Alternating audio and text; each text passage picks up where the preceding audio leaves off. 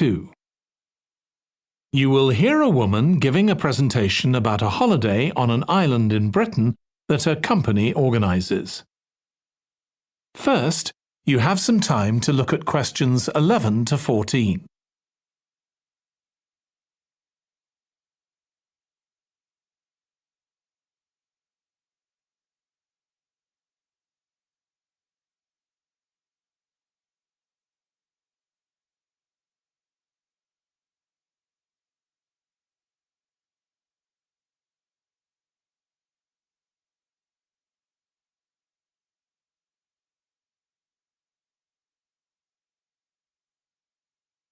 Now listen carefully and answer questions 11 to 14. Good morning. My name's Erica Matthews, and I'm the owner of Matthews Island Holidays, a company set up by my parents. Thank you for coming to this presentation, in which I hope to interest you in what we have to offer. We're a small family-run company, and we believe in the importance of the personal touch. So we don't aim to compete with other companies on the number of customers. What we do is build on our many years' experience, more than almost any other rail holiday company, to ensure we provide perfect holidays in a small number of destinations, which we've got to know extremely well. I'll start with our 6-day Isle of Man holiday. This is a fascinating island in the Irish Sea, with Wales to the south, England to the east, Scotland to the north, and Northern Ireland to the west. Our holiday starts in Heysham, where your tour manager will meet you. Then you'll travel by ferry to the Isle of Man. Some people prefer to fly from Luton instead, and another popular option is to go by train to Liverpool and take a ferry from there. You have 5 nights in the hotel, and the price covers 5 breakfasts and dinners and lunch on the 3 days when there are organised trips. Day 4 is free, and most people have lunch in a cafe or restaurant in Douglas. The price of the holiday includes the ferry to the Isle of Man, all travel on the island, the hotel, and the meals I've mentioned.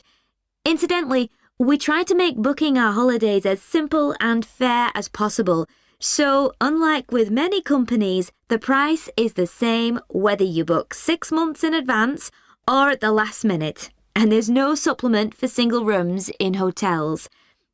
If you make a booking then need to change the start date, for example because of illness, you're welcome to change to an alternative date or a different tour for a small administrative fee.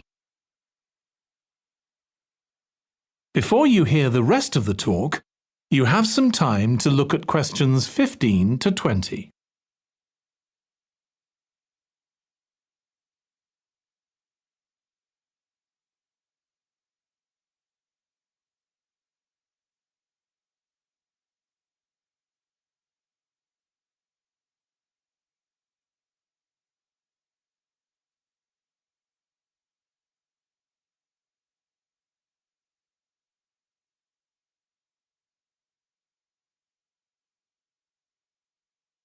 Now listen and answer questions 15 to 20.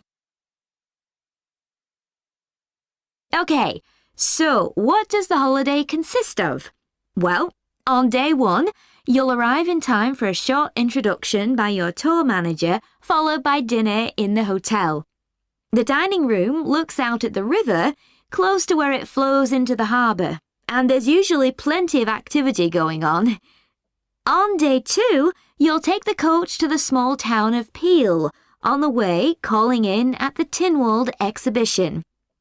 The Isle of Man isn't part of the United Kingdom, and it has its own parliament called Tynwald. It's claimed that this is the world's oldest parliament that's still functioning, and that it dates back to 979. However, the earliest surviving reference to it is from 1422, so perhaps it isn't quite as old as it claims. Day 3, we have a trip to the mountain Snaefell. This begins with a leisurely ride along the promenade in Douglas in a horse-drawn tram. Then you board an electric train which takes you to the fishing village of Laxey. From there, it's an 8-kilometre ride in the Snaefell Mountain Railway to the top. Lunch will be in the cafe, giving you spectacular views of the island. Day 4 is free for you to explore using the pass which we'll give you. So you won't have to pay for travel on local transport or for entrance to the island's heritage sites. Or you might just want to take it easy in Douglas and perhaps do a little light shopping. The last full day, Day 5, is for some people the highlight of the holiday, with a ride on the steam railway from Douglas to Port Erin. After some time to explore, a coach will take you to the headland that overlooks the Calf of Man, a small island just off the coast. From there, you continue to Castletown, which used to be the capital of the Isle of Man and its medieval castle. And on Day 6, it's back to the ferry, or the airport if you flew to the island, and time to go home. Now, I'd like to tell you a bit more. That is the end of Part 2. You now have 30 seconds to check your answers to Part 2.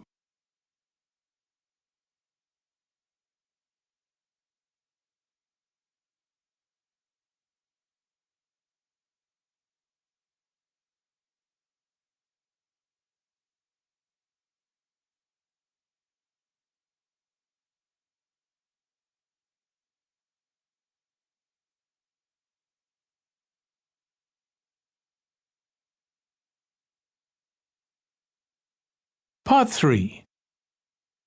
You will hear 2 psychology students discussing the effects of the order in which the children in a family are born. First, you have some time to look at questions 21 to 26.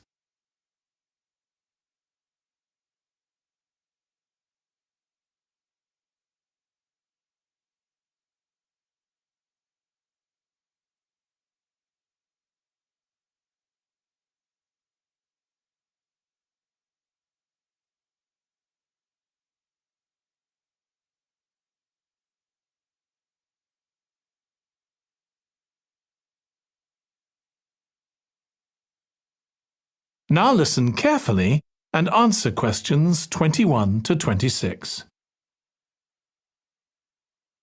Ed, how are you getting on with the reading for our presentation next week? Well, OK, Ruth, but there's so much of it. I know.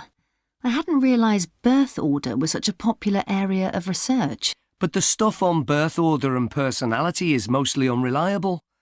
From what I've been reading, a lot of the claims about how your position in the family determines certain personality traits are just stereotypes, with no robust evidence to support them.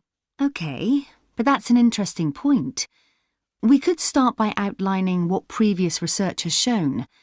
There are studies going back over 100 years. Yeah, so we could just run through some of the typical traits.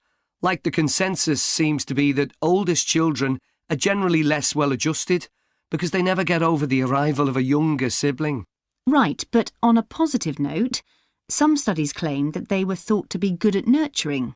Certainly in the past, when people had large families, they would have been expected to look after the younger ones. There isn't such a clear picture for middle children, but one trait that a lot of the studies mention is that they are easier to get on with than older or younger siblings. Generally eager to please and helpful. Although that's certainly not accurate as far as my family goes. My middle brother was a nightmare, always causing fights and envious of whatever I had. As I said, none of this seems to relate to my own experience.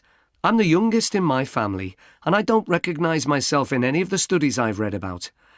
I'm supposed to have been a sociable and confident child who made friends easily, but I was actually terribly shy. Really? That's funny. There have been hundreds of studies on twins, but mostly about nurture versus nature. There was one on personality which said that a twin is likely to be quite shy in social situations because they always have their twin around to depend on for support. My cousins were like that when they were small. They were only interested in each other and found it hard to engage with other kids. They're fine now, though. Only children have had a really bad press.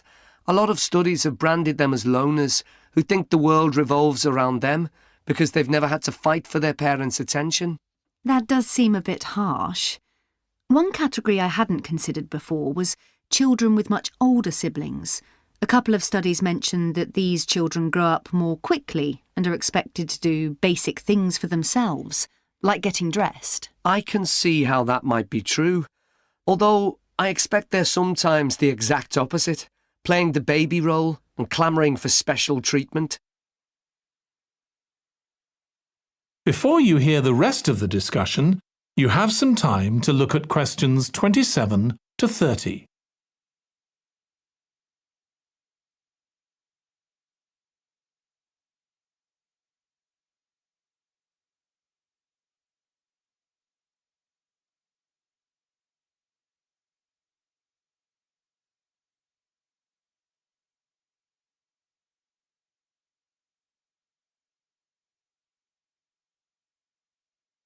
Now listen and answer questions 27 to 30. What was the problem with most of these studies, do you think? I think it was because, in a lot of cases, data was collected from only one sibling per family, who rated him or herself and his or her siblings at the same time. Some of the old research into the relationship between birth order and academic achievement has been proved to be accurate, though. Performances in intelligence tests declined slightly from the eldest child to his or her younger siblings. This has been proved in lots of recent studies. Yes, although what many of them didn't take into consideration was family size. The more siblings there are, the likelier the family is to have a low socio-economic status, which can also account for differences between siblings in academic performance. The oldest boy might be given more opportunities than his younger sisters, for example. Exactly. But the main reason for the marginally higher academic performance of oldest children is quite surprising, I think.